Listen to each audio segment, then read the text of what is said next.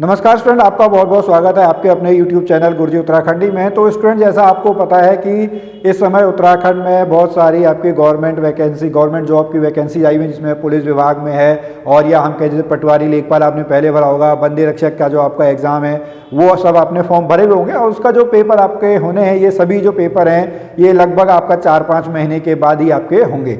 ठीक है। और जैसा कि आप सभी को पता है कि हमारा एक ही मकसद है, आप लोगों को सरकारी नौकरी निकालने में मदद करना। इसीलिए आपने देखा होगा पिछले कुछ दिनों से हम आप लोगों के लिए रात को 9 बजे स्पेशली उत्तराखंड पुलिस विभाग में, या हम कहें जो आपका UKSSC का जो जनरल पेपर होता है जिसमें 100 मार्क्स के आपका क्वेश्चन होता है, 100 क्वेश्चन होते हैं, 100 मार्क्स का होता है, जिसमें आपका हिंदी आती है, उत्तराखंड सामान्य ज्ञान आता है और जो आपका नेशनल सामान्य अध्ययन है वो आपका आता है। तो उससे रिलेटेड हम आप लोगों को MCQ करा रहे हैं। इसका एक पार्ट आप पहले देख चुके होंगे। तो आपको डेली 9 बजे तैयार रहना है 20 से 25 क्वेश्चनों के लिए।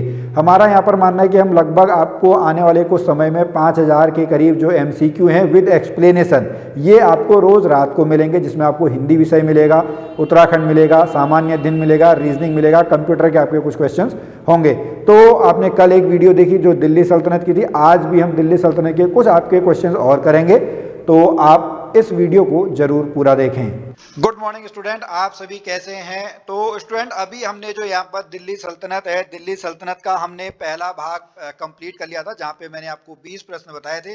आज भी हम 20 से कुछ ऊपर ही प्रश्न करेंगे। तो वहां पर मैंने आपसे एक प्रश्न पूछा था कि बाजार नियंत्रण प्रणाली किसने प्रारंभ की थी। तो जो बाजार नियंत्रण प्रणाली है वो आपका किसने शुरू करी थी? वो आपका अलाउद्दीन खिलजी ने शुरू करी थी। ठीक है, इसमें आपको नाम याद रखना है, अलाउद्दीन खिलजी। तो यह कहा जाता था कि अगर कोई चोरी चकारी करता था या कम सामान तोलता था तो अलाउद्दीन खिलजी उसके शरीर से उतना मांस निकाल लेता था। यहाँ पर आपको थोड़ा सा एक दो पॉइंट और नोट करने हैं, जैसे है आपका दीवाने रियासत। क्या है? दीवाने रियासत। यह किस पर नियंत्रण करता था? यह व्यापारियों पर नियंत्रण रखता था। किस पर नियंत्रण रखता था? यह व्यापारियों पर नियंत्रण रखता था। उसके बाद आपका है एक सहनाए मंडी। क्या है? सहनाए मंडी। यह बाजार का अधीक्षक होता था। जैसे हम आजकल पुलिस अधीक्षक की बात करते हैं, तो उस समय जो आपका सहनाए मंडी है वह बाजार का अधीक्षक हुआ करता था। तो आपको यहाँ पे याद करना है, बाजार नियंत्रण प्रणाली आपके अलाउद्दीन खिलजी ने शुरू करी थी। उसके बाद अगला प्रश्न है, दिल्ली सल्तनत के किस सुल्तान ने सर्वप्रथम स्थायी सेना का निर्माण किया? तो इसका भी जो उत्तर है, इसका उत्तर भी आपका अलाउद्दीन खिलजी ही है। इसने सैनिकों को नगद वेतन देने के लिए, ठीक है, स्थायी सेना की इसने व्यवस्था की। उसके बाद आपका जो सैनिकों का हुलिया या जासूस कहें, ठीक है, उनका भी वर्णन इसी के काल में आपका शुरू हुआ था। तो ये पॉइंट आपको नोट करना है। फिर चलते हैं अब हमने 23वें प्रश्न पे। चंगेज खान एक मंगोल था। ठीक है, कहां से था? मंगोल। चंगेज खान से आपका जो अगर बाबर की बात करें तो बाबर की जो माता का वंश है वो आपका कहां पे आता है? वो आपका मतलब चंगेज खान ही आता है। ठीक है, बाबर के माता की तरफ से अगर हम देखें तो वह चंगेज खान का ही वंशज था। तो चंगेज खान का वास्तविक जो नाम है, चंगेज खान का वास्तविक नाम आपका क्या है? चंगेज खान का वास्तविक नाम आपका क्या है? तैमुजीन। अगर चलिए यहाँ पे हम बाबर की थोड़ा सा बात कर लें। बाबर के जो हम बात करें, एक पिता की तरफ से एक माँ की तरफ से, ठीक है, तो माँ की तरफ से तो आपका जो है वो कौन है? वो चंगेज खान है। ठीक है, और पिता की तरफ से कौन है? पिता की तरफ से आपका तैमूर लंग है। ठीक है, यह लगभग यहाँ पे 5वीं पीढ़ी का है और यह आपका यहाँ पे 14वीं पीढ़ी का है। ठीक है, तो इस तरीके से आप देखिए, बाबर तैमूर लंग और चंगेज खान दोनों के ही पीढ़ी में आता है। आगे चलते हैं 24वें प्रश्न पे। दिल्ली पर राज करने वाली प्रथम महिला शासक, बहुत इंपॉर्टेंट है, वेरी इंपॉर्टेंट, वो कौन है आपका? रजिया सुल्तान। किस वंश में आई? ये आपकी गुलाम वंश में आई। ठीक है, किस वंश में आती है? ये आपका गुलाम वंश में आती है। ये आपकी पहली महिला थी जिसने पर्दा प्रथा को नहीं माना।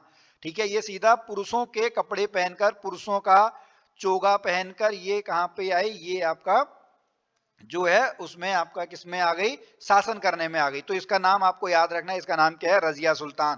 ठीक है, रजिया सुल्तान आपकी किसकी बेटी थी? रजिया सुल्तान आपकी इल्तुतमिश की बेटी थी। किसकी थी? इल्तुतमिश। इल्तुतमिश से पहले कौन था? इल्तुतमिश से पहले आपका कुतुबुद्दीन ऐबक था। वो आपका गुलाम वंश का संस्थापक था, कुतुबुद्दीन ऐबक। अब अगला प्रश्न है, प्रसिद्ध पारसी पर्व नवरोज को भारत में किसने प्रारंभ किया था? तो सबसे पहले हम नवरोज समझते हैं। What is Navroz? नवरोज आपका जो है यह पारसी साल का पहला दिन है। ठीक है, न्यू ईयर मतलब पहला दिन, पारसी साल का जो पहला दिन है वो आपका नवरोज है। ओके, यह जो है आपका नवरोज जो शुरू किया था वो किसने शुरू किया था? वो आपका बलवन ने शुरू किया था। बलवन के बारे में एक पॉइंट और आप नोट कर लें कि इसने सीरी नामक शहर को भी बसाया था। ठीक है, इसने सीरी नामक शहर को भी बसाया था बलवन ने। अब आगे चलते हैं, अमीर खुसरो का जन्म कहाँ हुआ था? तो अमीर खुसरो का जो जन्म है वह आपका कहाँ पे हुआ था? वह पटियाली में हुआ था। कहाँ पर हुआ था? पटियाली में। ये किसके आपके शासन काल में था? यह आपके बलवन के दरबार में। ठीक है, किसके दरबार में? बलवन के दरबार में अमीर खुसरो था। इसका जो जन्म है वह पटियाली में था। आगे चलते हैं, किसने अपने आप को घोषित किया? ठीक है, अपने आप को जो खलीफा घोषित किया, अपने आप को खलीफा घोषित करने वाला कौन है? वो आपका मुबारक शाह खिलजी है। कौन है? मुबारक शाह खिलजी। Question number 27। आगे चलते हैं 28वें प्रश्न पर, किसने इक्तादारी प्रथा चलाई? ठीक है जी, इक्तादारी प्रथा आपकी किसने चलाई? इक्तादारी प्रथा आपकी इल्तुतमिश ने चलाई। किसने चलाई? इल्तुतमिश ने। अब चलते हैं अगले प्रश्न पे, लाख बख्श। लाख बख्श मतलब होता है लाखों का दान देने वाला। क्या होता है? लाखों का दान देने वाला आपका क्या है? लाख बख्श। लाख बख्श किसको बोलते हैं? लाख बख्श हम कुतुबुद्दीन ऐबक को बोलते हैं। कुतुबुद्दीन ऐबक कब से कब तक रहा? 1206 से लेके 1210 तक रहा। ठीक है, इसके बाद कौन आया? इसके बाद आपका इल्तुतमिश आया। यह किस वंश का संस्थापक है? यह जो आपका गुलाम वंश है, स्लेव डायनेस्टी है, उसका यह संस्थापक है। किसका यह आपका वो था? ये जो मोहम्मद गौरी है, मोहम्मद गौरी का गुलाम था। मोहम्मद गौरी के बारे में आपने पढ़ा, पृथ्वीराज चौहान वाला जो युद्ध है।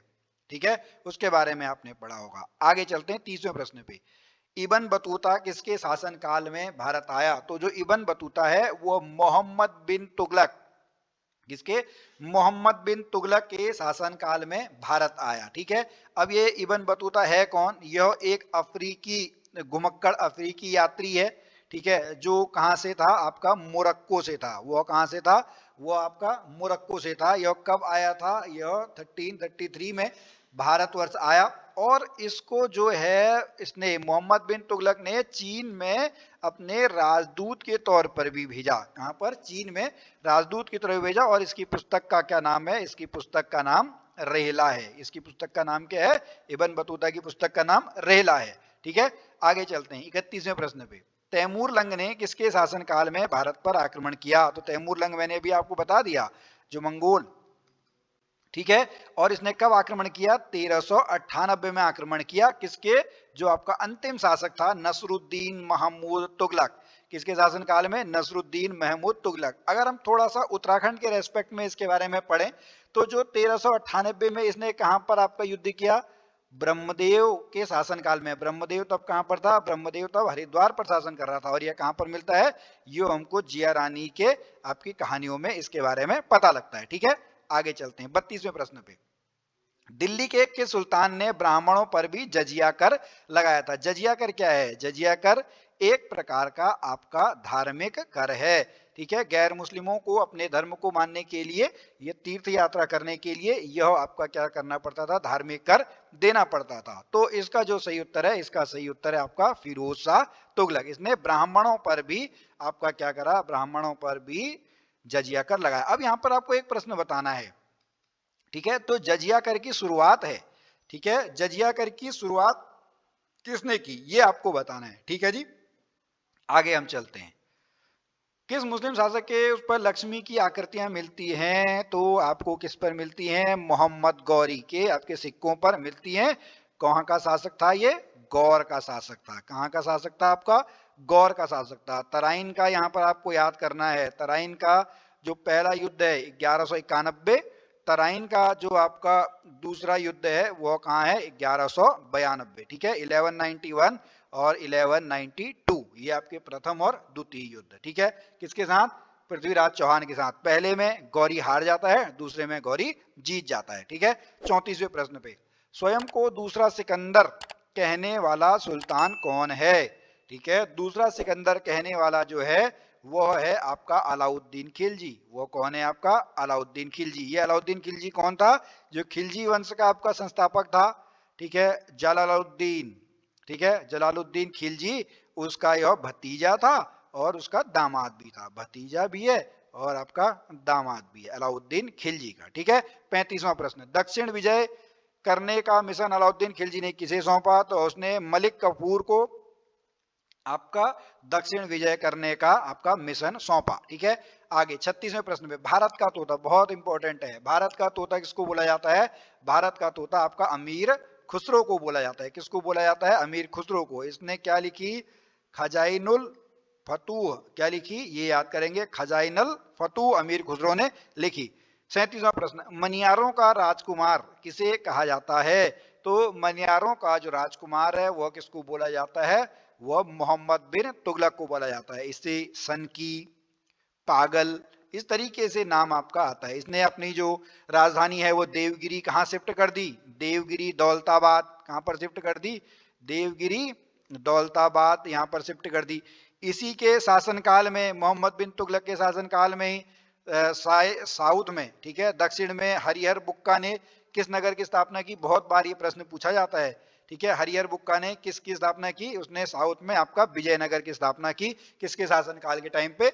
मोहम्मद बिन तुगलक के शासनकाल में ही। आगे, भारत में चमड़े की प्रतीक मुद्रा किसने प्रारंभ की? तो चमड़े का जो प्रतीक है वो आपका मोहम्मद बिन तुगलक ने ही प्रारंभ की थी। आगे चलते हैं, 39वां प्रश्न, कुतुब मीनार को आज हम जैसा देखते हैं उसका निर्माण, अच्छा ओके, कुतुब मीनार के बारे में बता दूं, इसका जो यहाँ पर राइट आंसर है वह फिरोज शाह तुगलक है। सबसे पहले जो कुतुब मीनार की शुरुआत होती है वो ऐबक के टाइम पे होती है, लेकिन वहां पर एक ही मंजिल बना पाता है। उसके बाद आपका आता है इल्तुतमिश। फिर कौन आता है आपका? इल्तुतमिश आता है। इल्तुतमिश आपका 4 मंजिल तक इसको बनाता है, ठीक है, 3 मंजिल और बढ़ाता है। 3 मंजिल करने के बाद वो उसको 4 मंजिल कर देता है। लेकिन इस फिरोज शाह तुगलक के शासनकाल में, किसके? फिरोज शाह के शासनकाल में 4वीं मंजिल आपकी क्या हो जाती है? 4वीं मंजिल टूट जाती है बिजली गिरने की वजह से। तो ये क्या करता है? 4 और 5वीं मंजिल दोनों बनाता है, जो हमको आज दिखता है। मतलब आज अगर हम बात करें तो कुल मिला के आपकी कितनी मंजिलें हैं? आज हमारे पास ऐसे 5 मंजिलें हैं, ठीक है। तो चौथी और पांचवी, चौथी तक तो आपका इल्तुतमिश ने बनाया, लेकिन उसका जो पुनर्निर्माण है, उसका पुनर्निर्माण किसके द्वारा किया गया है? फिरोज शाह तुगलक के द्वारा किया गया है, ठीक है। अगले प्रश्न पे चलते हैं। ये मैंने आपको बता ही दिया जी। देवगिरी और दौलताबाद किसने आपकी शिफ्ट करी? तो देवगिरी और दौलताबाद आपकी मोहम्मद बिन तुगलक ने। इसको क्या बोलते हैं? मैंने बोला ना, इसको क्या बोलते हैं? इसको पागल बोलते हैं। ये अपने खाने वाले फल भी विदेश से मंगाता था। पानी कहाँ का पीता था? पानी केवल गंगा का पानी पीता था। कहाँ का पानी पीता था? केवल गंगा का पानी पीता था। अब चलते हैं 41वें प्रश्न पे। दीवाने खैरात नामक एक अलग विभाग की स्थापना किसने की? तो जो दीवाने खैरात है उसकी स्थापना आपकी फिरोज शाह तुगलक ने की। किसने की? फिरोज शाह तुगलक ने। इसने अनाथ, मुस्लिम महिलाओं के लिए, ठीक है, और विधवाओं के लिए इसने एक अलग, उनकी केयर टेकर के लिए, केयरिंग के लिए उसने एक अलग विभाग बनाया, जिसको क्या बोला गया? जिसको दीवाने खैरात बोला गया, ठीक है। 42वां प्रश्न, दिल्ली का सुल्तान जो भारत में नहरों के सबसे बड़े निर्माण के लिए, जालों के लिए प्रसिद्ध था, तो वह कौन है? वो आपका फिरोज शाह तुगलक है। फिरोज शाह तुगलक ने 5 बड़ी बड़ी नहरें बनवाई। ये कौन सी है ये आपको पता करना है, ठीक है। और लगभग लगभग इसने 300 नए शहर बनाए। कितने? 300 नए शहर बनाए, जिसमें आपका कौन है? जिसमें आपका जैसे फिरोजाबाद है, हिसार है, ठीक है। ये आपने क्या किया? मतलब इसने जो फिरोज शाह तुगलक ने इसमें बसाया, ठीक है। आगे 43वां प्रश्न, लोदी वंश का अंतिम शासक कौन था? तो जो लोदी वंश है उसका अंतिम शासक आपका कौन है? इब्राहिम लोदी। शुरू कहां से होता है? बहलोल लोदी। बहलोल लोदी क्या था? बहलोल लोदी आपका संस्थापक था। सिकंदर लोदी सेकंड नंबर पे आता है। थर्ड नंबर पे कौन आता है? थर्ड नंबर पे आपका इब्राहिम लोदी आता है। इब्राहिम लोदी ने आपका 1526 में बाबर के साथ लड़ाई करी। किसके साथ? बाबर के साथ लड़ाई करी। कौन सी? पानीपत का प्रथम युद्ध, ठीक है। पानीपत का प्रथम युद्ध किसके साथ? बाबर और इब्राहिम लोदी के बीच में। इब्राहिम लोदी क्या है? इब्राहिम लोदी हार जाता है और लोदी वंश की आपका समाप्त हो जाता है। उसके बाद कौन सा? बाबर कौन सा वंश ले आता है?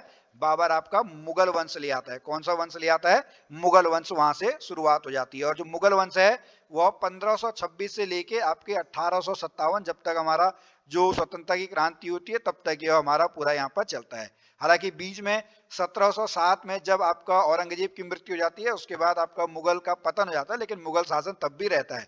अब चलते हैं आज के लास्ट कौन से 44वें प्रश्न पे। निम्न में से कौन गुलरुखी के नाम से लिखता था? तो जो गुलरुखी के नाम से वह कौन लिखता था? वह आपका सिकंदर लोदी लिखता था। कौन लिखता था? सिकंदर लोदी। मैंने आपको बताया लोदी वंश में आया दूसरे नंबर पे। पहले आपका कौन था? बहलोल लोदी, सिकंदर लोदी और इब्राहिम लोदी। बहलोल लोदी किसकी स्थापना करता है? ये बहुत इंपॉर्टेंट है। जो आज का आगरा शहर है, ठीक है, आगरा शहर की जो स्थापना है वह बहलोल लोदी करता है। कब करता है?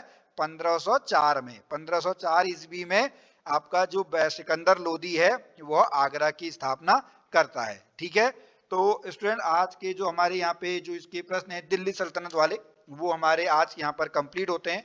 आपको यह वीडियो कैसा लगा आप हमें जरूर बताएं। कितने क्वेश्चन आपको आए ये भी आप जरूर नोटिस करें, और अगर आपको नहीं आए तो आप हमारी जो वीडियो सीरीज है उस वीडियो सीरीज को दोबारा से एक बार देख लें। ठीक है, और अब इसके बाद हम यहाँ पर मुगल वंश की थ्योरी पढ़ ही रहे हैं, मुगल वंश के भी हम एमसीक्यू यहाँ पर साथ में करते रहेंगे। तो इसी आशा में कि आप उत्तराखंड में रहकर सरकारी नौकरी की तैयारी बड़े जोश और बड़े मनोयोग से कर रहे होंगे। मैं मिलता हूं आपसे अगली वीडियो में, तब तक के लिए जय भारत, जय उत्तराखंड।